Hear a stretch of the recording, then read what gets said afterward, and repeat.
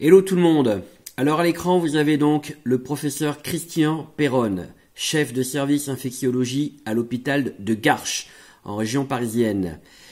Tout en bas, vous voyez, il y a marqué « Le Haut Conseil de santé publique recommande de ne pas utiliser la chloroquine, sauf pour des formes graves ».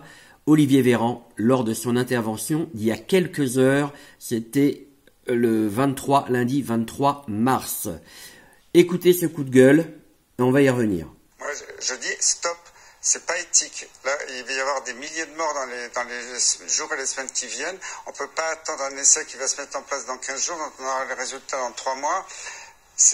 Moi, je suis très choqué en tant que citoyen, médecin. Je le dis, à un moment donné, il y a des limites.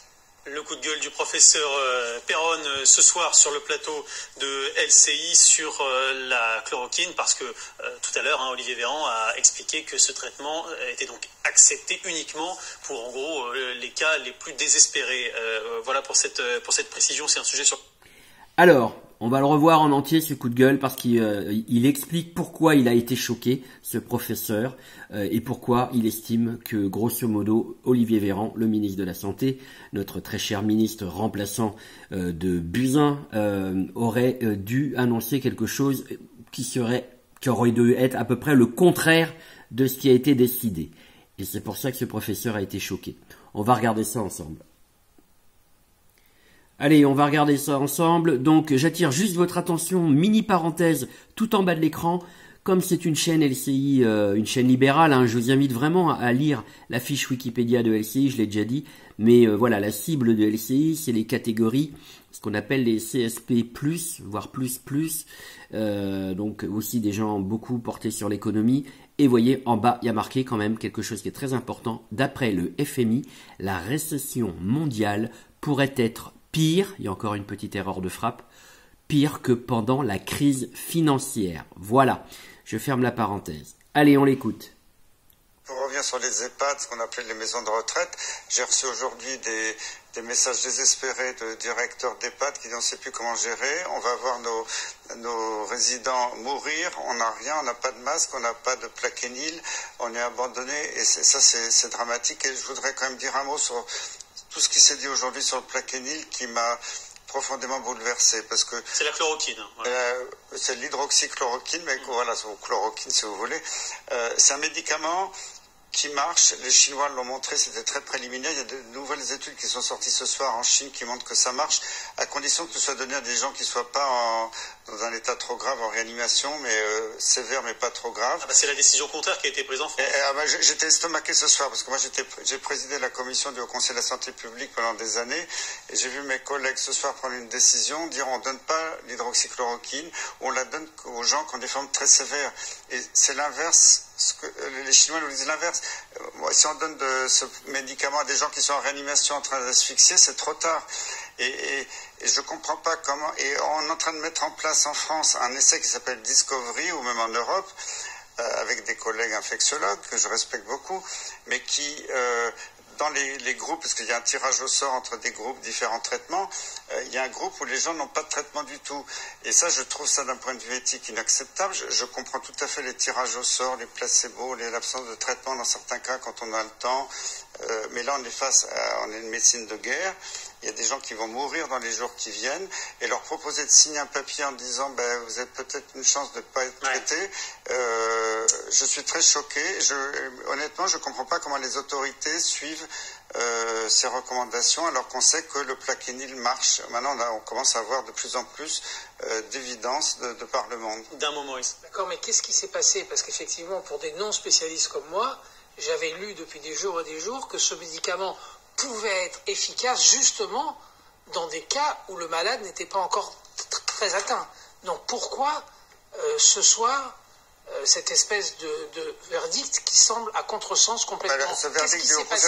Qu'est-ce qui s'est passé? Ce verdict, je ne sais pas, je n'ai pas appelé mes collègues du Conseil de la santé publique. Mais... Parce que les stocks sont pas très importants, donc on les réserve peut-être. Mais ce n'est pas efficace, paraît-il, pour les grands malades.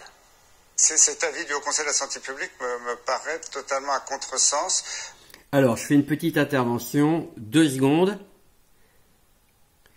Manifestement, vous avez vu les deux éditocrates, Maurice Safran et Renaud Pilat, plutôt très mal à l'aise, essayer d'intervenir, qui font un petit peu les étonner. Je pense que ils essayent un petit peu de noyer le poisson. Effectivement, les stocks de Plaquenil apparemment veulent être réservés pour l'expérience maintenant officielle au niveau européen. Je tiens à faire une petite parenthèse sur une vidéo fake news où on voyait un professeur dire que, je crois que c'était lui d'ailleurs, qui disait que le stock de chloroquine avait été pillé dans la pharmacie centrale des hôpitaux de Paris. Alors il faut savoir que il s'en explique, il va le redire. En fait, c'est simplement, ou il l'a dit un peu plus tôt dans l'émission, c'est des internes qui avaient simplement dévalisé entre guillemets, pillé la pharmacie en prenant tout le stock, les internes des hôpitaux. Il n'y a pas eu de cambriolage. Voilà, j'ai vu beaucoup après de gens partir dans des fake news complotistes. Donc c'était juste un mot mal employé. Quand il a dit piller, il voulait dire que tout le stock était parti en quelques heures ou quelques jours du fait des internes des hôpitaux de Paris. Voilà, il faut pas y voir. Voilà, et après c'est parti en live sur Facebook. Donc je tenais à rectifier ça puisque je l'ai entendu de mes propres oreilles et que c'est simplement un mot mal interprété qui a donné lieu à plein de commentaires complètement farfelu. Je ferme la parenthèse. Donc actuellement, vous avez eu un bashing sur le professeur Raoult et c'est très intéressant d'avoir enfin un professeur comme Christian Perron qui lui va un petit peu défendre le travail que fait ce professeur marseillais. De l'évidence scientifique, parce qu'on commence à avoir comme des données, même si elles sont pas très solides. Je reconnais quand Didier Raoult à Marseille et les autres ont été attaqués en disant vos données sont pas très solides, il y avait 24 malades. Et sur ces 24 malades, il y avait quand même de la documentation de la baisse du virus dans les prélèvements.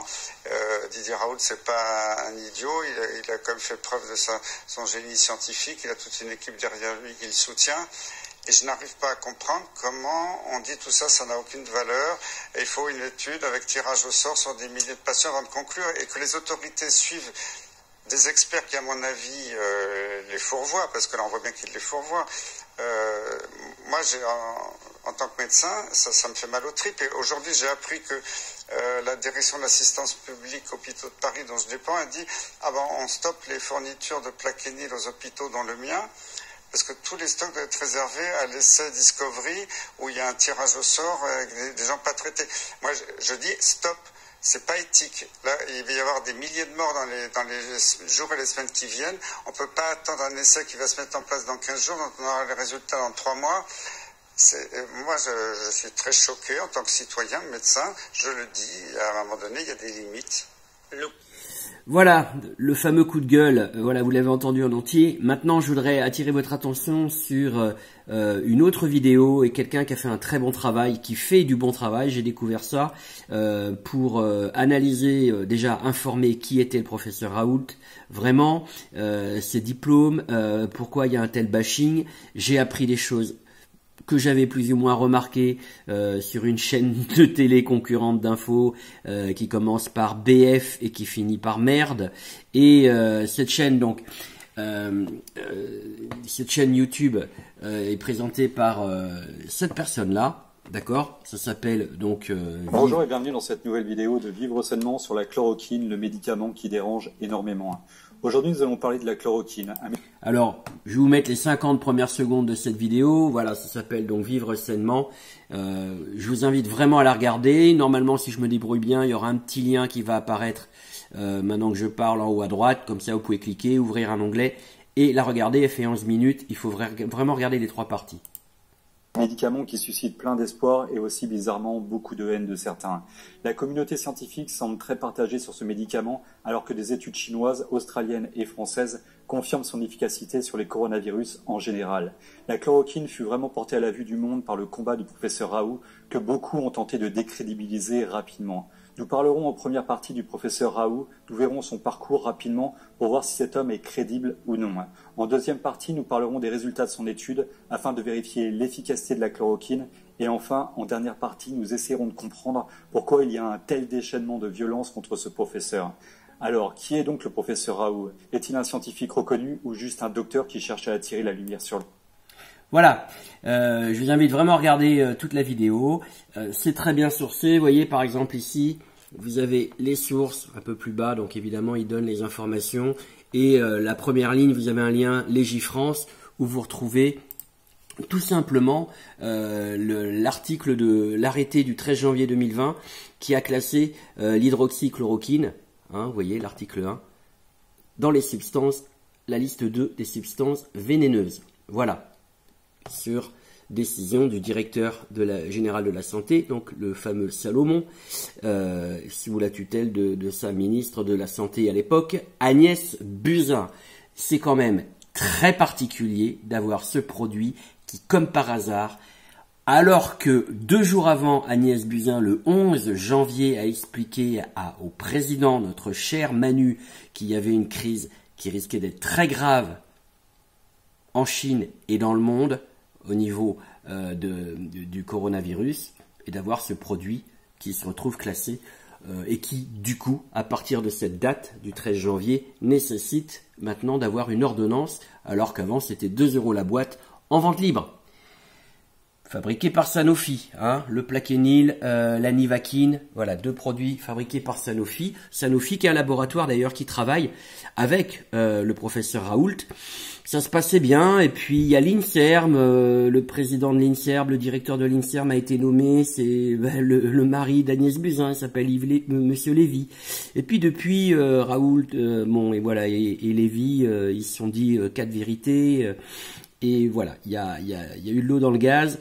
Donc tout ça, voilà, il y a des choses étonnantes. Vous avez vu d'autres choses, il y a d'autres liens, d'autres vidéos, d'autres hypothèses, on va dire, d'autres théories. Mais je vous en prie, essayez de vous informer. Pour moi, il n'y a quand même pas forcément de fumée sans feu. On est bien en droit d'avoir des hypothèses et de se poser des questions. En tout cas, au minimum, d'être choqué, comme le professeur Perron que vous avez pu voir ce soir. C'est pour ça que j'ai fait cette vidéo. Voilà, je vous souhaite de partager. Je vous mettrai le lien donc aussi pour retrouver la chaîne de ce travail-là, de cette chaîne YouTube Vivre Sainement, qui est très très bien apparemment. C'est un bon exemple pour moi d'ailleurs, parce que je trouve que c'est un peu plus carré que ce que je fais. J'essaye de faire de mon mieux, désolé. Et je vous mettrai le lien aussi de l'émission, de cette chère émission LCI, qui est passée aujourd'hui. Voilà, je vous souhaite un bon visionnage, bon partage, et comme je le dis à chaque fois, on ne lâchera rien.